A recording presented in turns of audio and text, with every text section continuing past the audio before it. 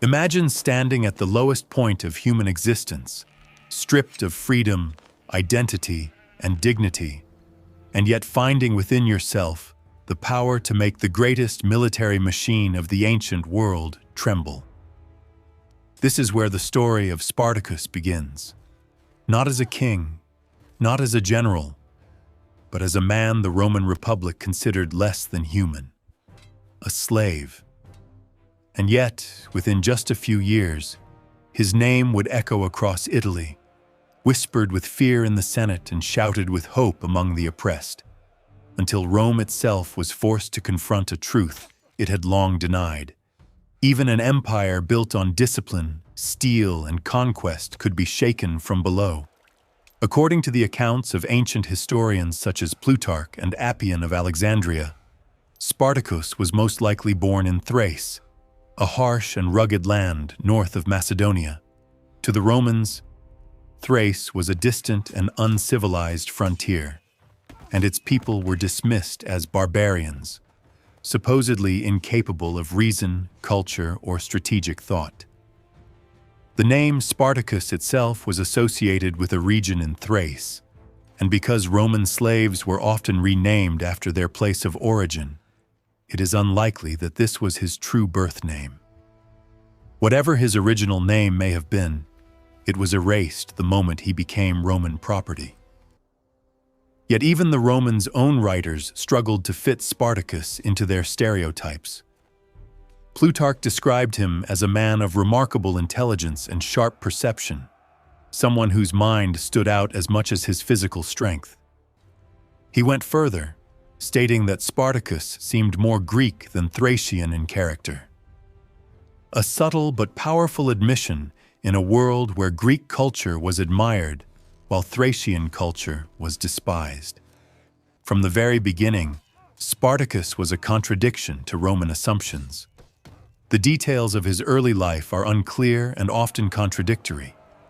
Some traditions suggest that he began as a shepherd, a profession that in ancient Thrace was anything but peaceful. Shepherds faced wolves, bears, rival clans, and bandits, and survival demanded both courage and skill. Such a life may have awakened Spartacus's aptitude for combat and endurance. Other accounts claim that he later became a soldier.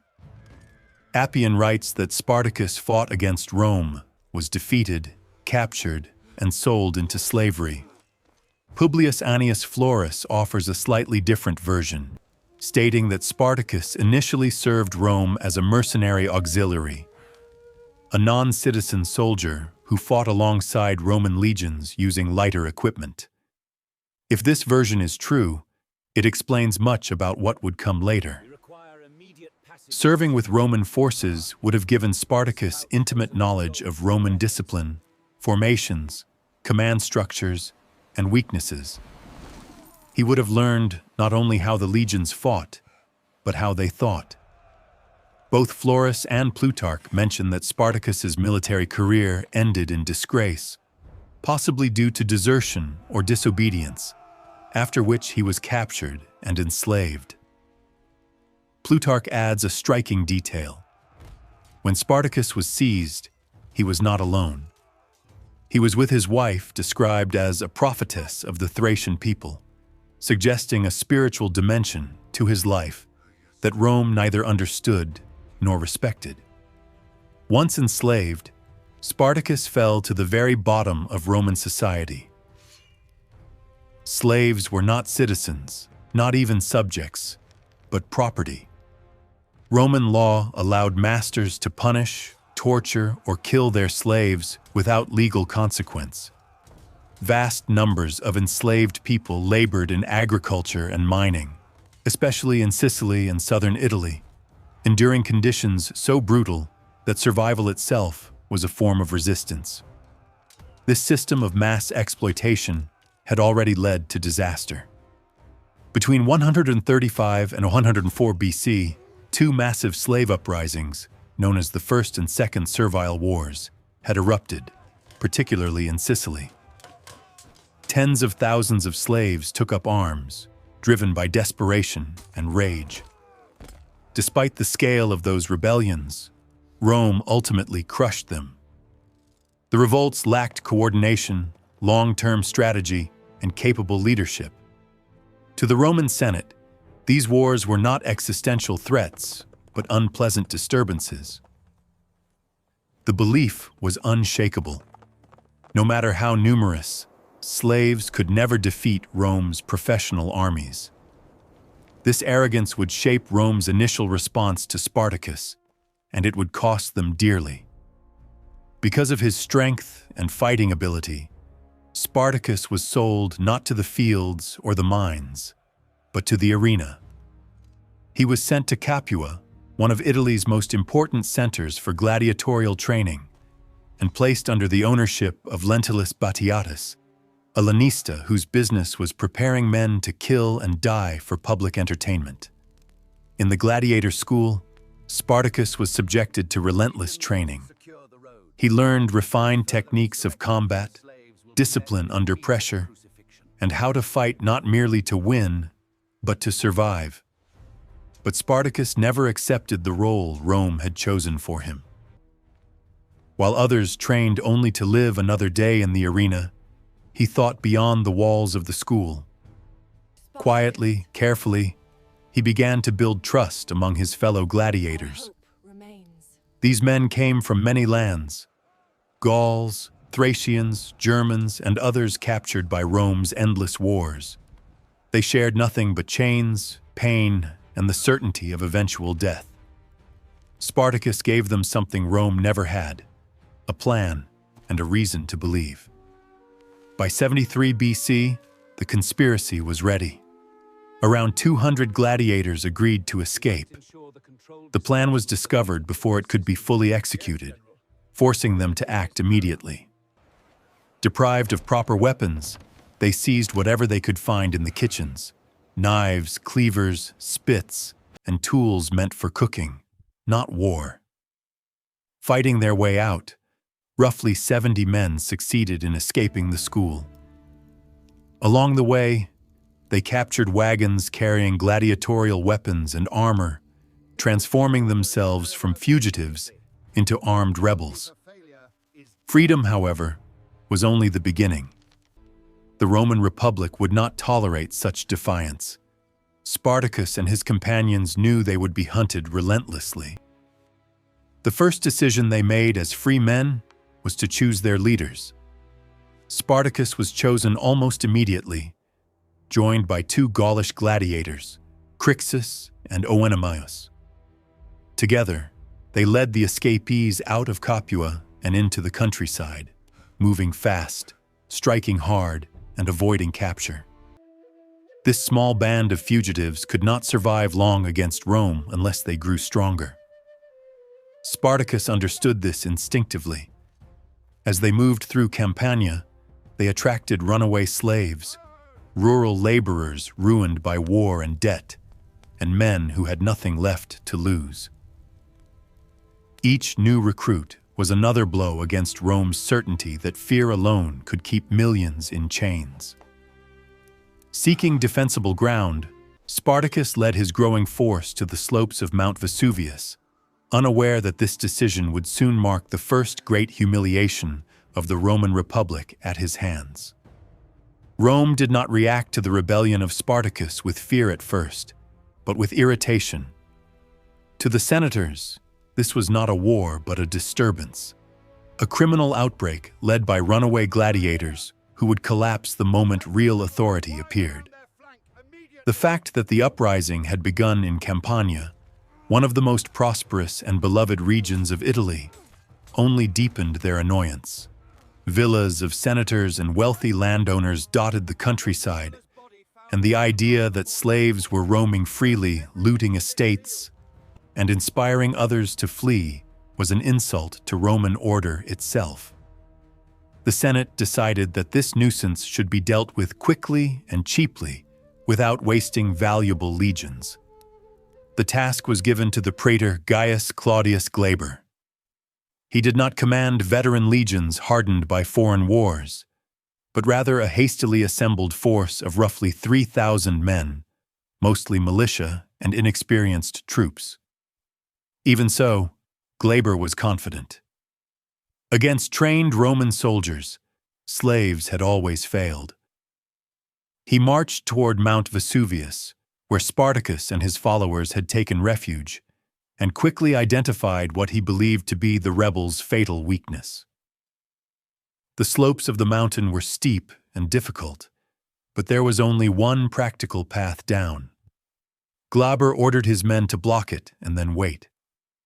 Hunger, thirst, and fear would do the rest. From the Roman perspective, the situation was ideal. There was no need to risk battle.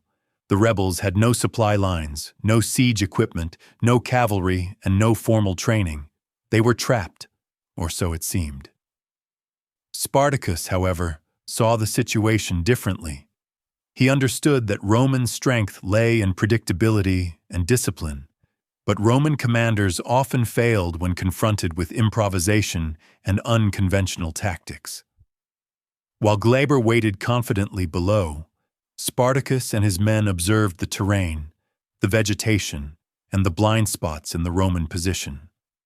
Vines and trees grew thick along the mountain's cliffs, ignored by the Romans because they believed no one could descend those slopes alive.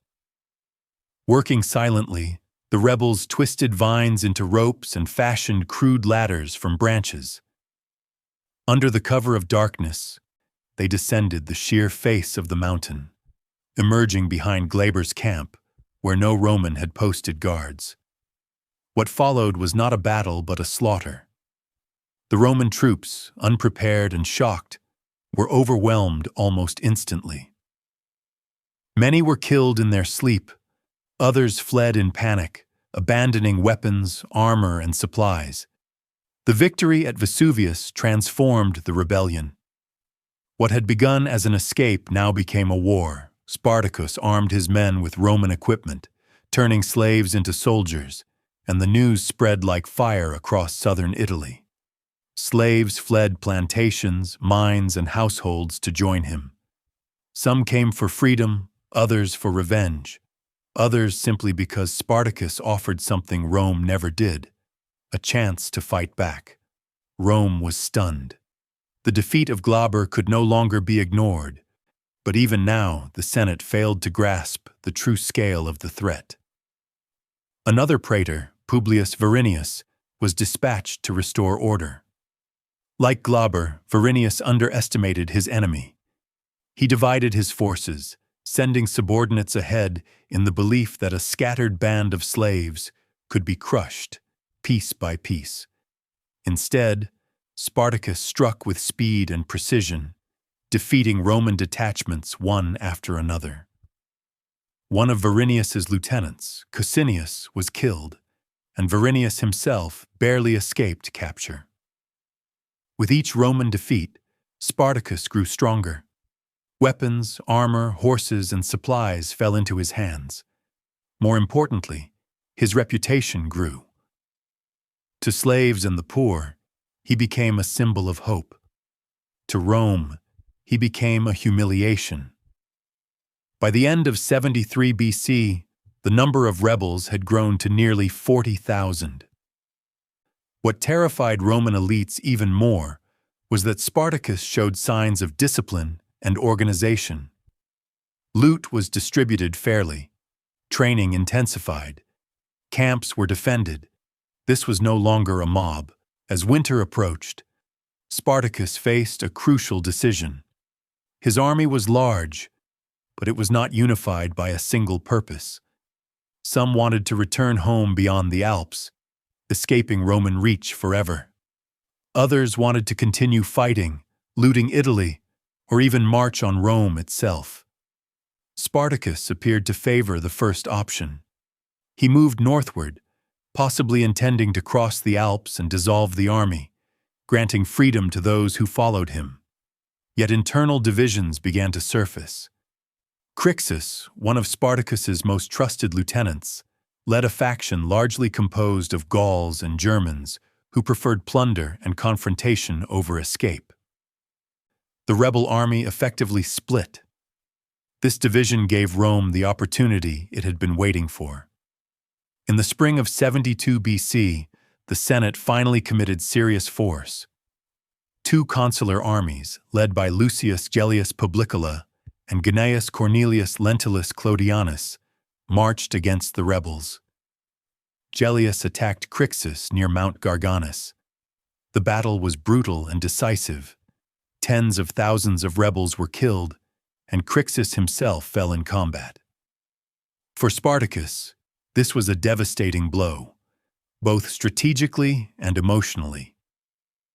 In response, Spartacus honored his fallen comrade in a way that reversed Roman traditions with savage symbolism. Roman prisoners were forced to fight each other as gladiators, staged as funeral games for Crixus. It was a deliberate act of defiance, turning Rome's own cruelty back upon its soldiers. Despite the loss of Crixus, Spartacus proved once again why Rome had underestimated him at its peril. He maneuvered with speed and intelligence, avoiding encirclement and striking when opportunity arose. Against all expectations, he defeated both consular armies in succession. The details of these battles were deliberately obscured by Roman historians, but the outcome was undeniable. Two Roman consuls had been humiliated by an army of slaves. By now, fear gripped the Republic. Spartacus was no longer a nuisance. He was a crisis. His forces may have numbered over 100,000, and Italy itself seemed open before him. Rome, which had conquered the Mediterranean world, found itself unable to secure its own heartland. By the beginning of 71 BC, the war against Spartacus had become a source of deep anxiety and humiliation for the Roman Republic. What had once been mocked as a minor disturbance led by escaped gladiators had now dragged on for 3 years, consuming men, resources, and the pride of Rome itself. The repeated defeats of praetors and consuls had shattered public confidence in the Senate's leadership and, even more dangerously, in the invincibility of the Roman army. Italy, the very heart of Roman power, had become a battlefield dominated by former slaves. The Senate understood that half measures would no longer suffice. This rebellion could not be ended by inexperienced commanders or reluctant forces. It required a man with immense authority, unquestioned resources, and the will to do whatever was necessary to win. That man was Marcus Licinius Crassus.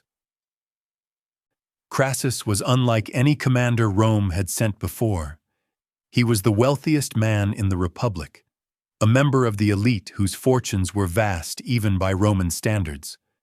More importantly, he had military experience. He had fought under the dictator Sulla during Rome's brutal civil wars and had learned that victory often demanded ruthlessness. When Crassus accepted command, he did so not only to defeat Spartacus, but to secure political glory that would elevate him above his rivals. Crassus was granted the rank of praetor and given authority to rebuild the Roman effort from the ground up.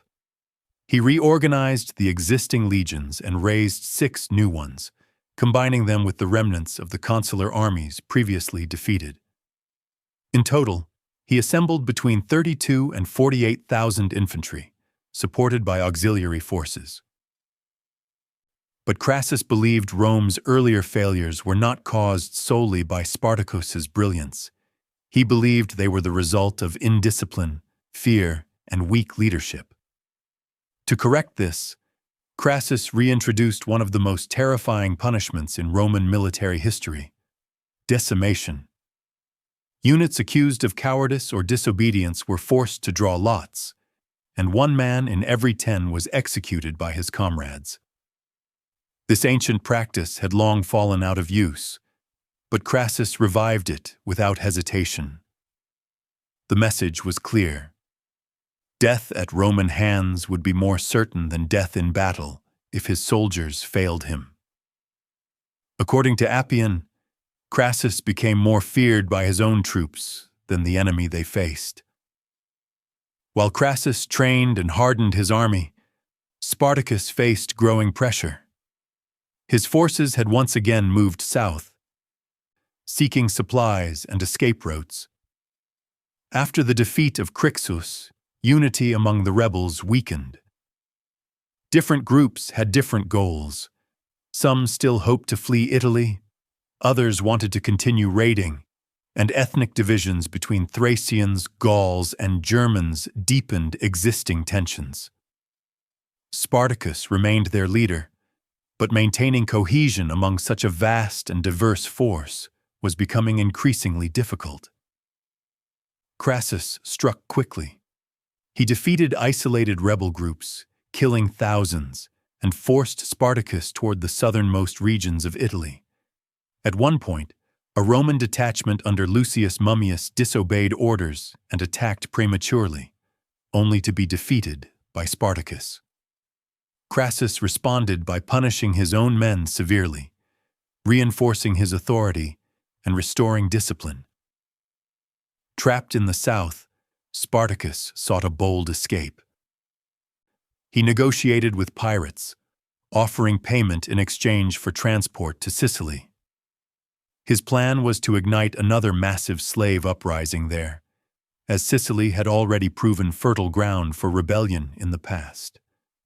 For a moment, escape seemed possible, but the pirates betrayed him, taking the payment and sailing away, leaving Spartacus stranded. Desperation grew. Spartacus attempted to build rafts and improvised vessels, but Crassus took measures to prevent any crossing.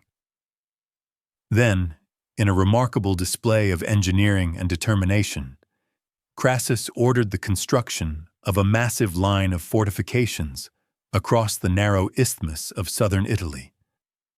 Trenches, walls, and watchtowers stretched for nearly 60 kilometers, sealing Spartacus and his army between Roman steel and the sea. The rebels were trapped. Supplies dwindled. Morale faltered. Under immense strain, Spartacus's army fractured once more. A large group, possibly composed mostly of Gauls, broke away, seeking their own path. Crassus attacked them mercilessly, killing around 30,000 rebels and reclaiming Roman standards that had previously been lost. Although Spartacus attempted to intervene, the damage was done. His army was shrinking, exhausted, and increasingly desperate. Yet even now, Spartacus refused to surrender. He maneuvered northward again, possibly intending to reach the Alps at last. But Rome was closing in from all sides.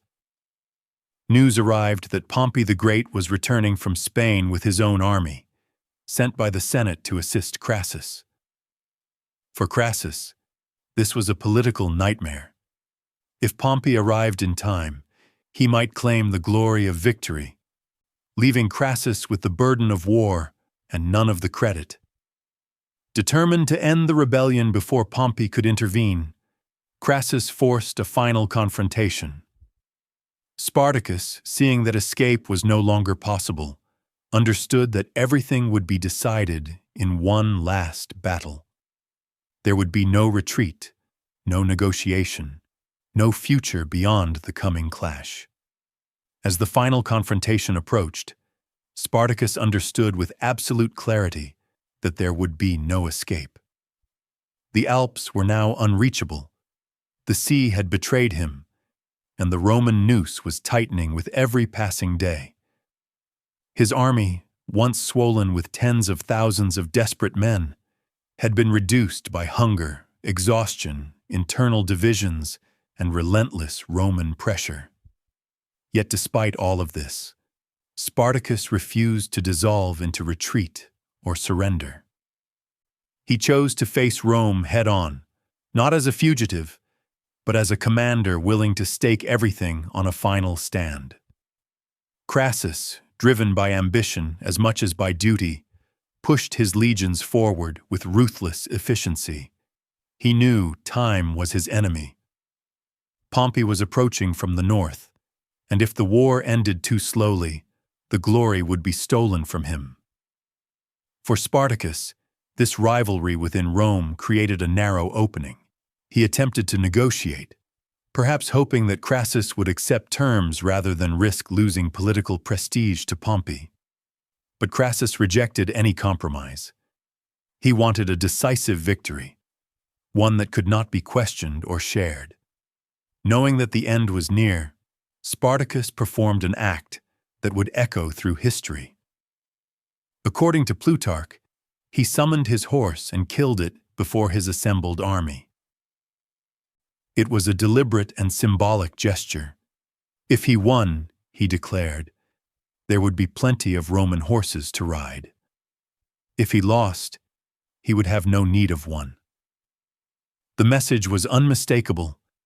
This was a battle of life or death, and there would be no retreat. When the fighting began, the clash was savage and chaotic. Spartacus hurled his forces against the Roman lines with ferocity born of desperation. His men broke through sections of Crassus's defenses, cutting down legionaries and threatening the cohesion of the Roman formation.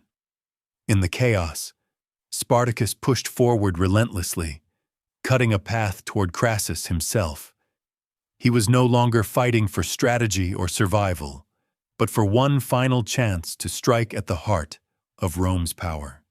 Ancient accounts describe Spartacus killing 2 centurions as he advanced, his determination unmatched even as the battlefield filled with blood and broken bodies. But the difference between the 2 armies became painfully clear. The rebels fought with courage and fury, but they were not a professional army.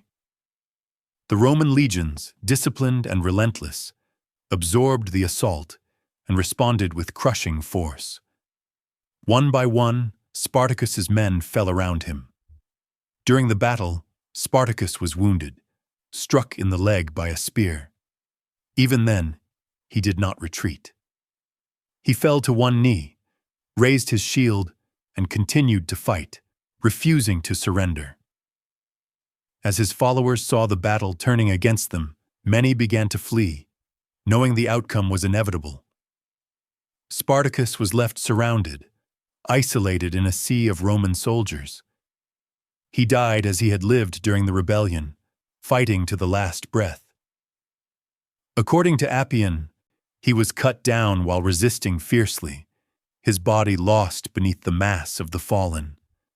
The Romans searched for his corpse afterward, hoping to display it as proof of victory and a warning to others.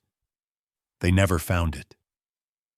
In death, Spartacus denied Rome even that final triumph. The battle was over, but the punishment had only begun. 6,000 surviving rebels were captured and crucified along the Appian Way, the great road leading from Capua to Rome. Their crosses stretched for miles, their bodies left to rot as a message carved into the landscape itself. This was Rome's answer to rebellion, terror made permanent. Pompey arrived soon after, crushing scattered remnants of the rebel forces and claiming, in a message to the Senate, that while Crassus had defeated Spartacus in battle, he had ended the war. The Senate welcomed this version of events, and much of the glory flowed to Pompey, confirming Crassus's worst fears.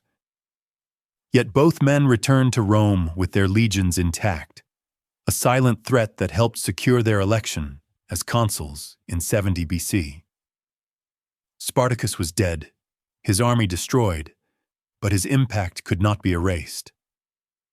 Rome had won the war, but it had been forced to reveal its fear, its brutality, and its vulnerability. The republic that ruled the Mediterranean world had nearly been brought to its knees by those it had enslaved. In the years that followed the fall of Spartacus, Rome tried to erase his memory, yet in doing so, it only ensured that his name would endure. The crucifixions along the Appian Way were meant to silence fear through horror, to carve obedience into the minds of slaves and free men alike. For miles, wooden crosses lined the road from Capua to Rome, each bearing a dying or decaying body. It was a spectacle of terror, designed to remind the world that resistance against Rome would be answered not merely with defeat, but with annihilation. And yet, even as those bodies rotted beneath the Italian sun, the idea behind the rebellion refused to die. The most unsettling truth for the Roman elite was not that Spartacus had been defeated, but that he had nearly succeeded. For 3 long years, the Republic had failed to protect its own soil. Legions had been humiliated, consuls defeated, and Italy itself turned into a theater of war. Rome prided itself on order, discipline, and control, yet Spartacus exposed the fragile foundation beneath that image. The Republic ruled through fear, but fear, once broken, could be turned against its masters. Spartacus's body was never recovered. Roman soldiers searched the battlefield, desperate to find the corpse and display it as a final warning. They failed. This absence transformed Spartacus from a defeated enemy into a legend. Without a body, rumors flourished. Some whispered that he had escaped. Others believed the gods had taken him. In truth, the disappearance mattered less than what it represented. Rome could kill the man, but it could not fully claim his end. Ironically, the rebellion brought unintended consequences that benefited the enslaved. In the decades that followed, Rome began to reform aspects of its slave system. Large-scale concentration of slaves on rural estates declined, replaced by smaller groups that were easier to control. Harsh punishments became more regulated, and masters were increasingly discouraged from extreme cruelty, not out of compassion, but out of fear. Spartacus had taught Rome a costly lesson. Oppression without limits was dangerous. Politically, the war reshaped the Republic. Crassus and Pompey, rivals bound by mutual suspicion, leveraged their military power to dominate Roman politics. Their election as consuls marked another step toward the erosion of republican norms, where armies became tools of personal ambition rather than instruments of the state. In this sense, Spartacus's war was not an isolated event, but part of a larger unraveling that would eventually lead to the fall of the Republic itself. For the slaves, the poor, and the forgotten, Spartacus became something far greater than a military leader. He became a symbol, not of victory, but of defiance. He showed that even those crushed by the machinery of empire could rise, organize, and fight back. He proved that courage and intelligence were not the property of the elite, and that Rome's power, however vast, was not absolute. Ancient Roman historians often tried to diminish Spartacus, portraying him as a criminal or a barbarian who threatened order. Yet even in their hostile accounts, admiration slips through. They describe his intelligence, his leadership, and the courage with which he met his end. Unwillingly, they preserved the very qualities that ensured his immortality. Today, Spartacus stands as one of history's most powerful reminders that resistance does not require crowns or titles. It begins with the refusal to accept injustice as inevitable. His rebellion failed in military terms, but it succeeded in something far more enduring. It forced an empire to confront its own contradictions, and it left behind a legacy that still speaks to those who question power and fight for freedom.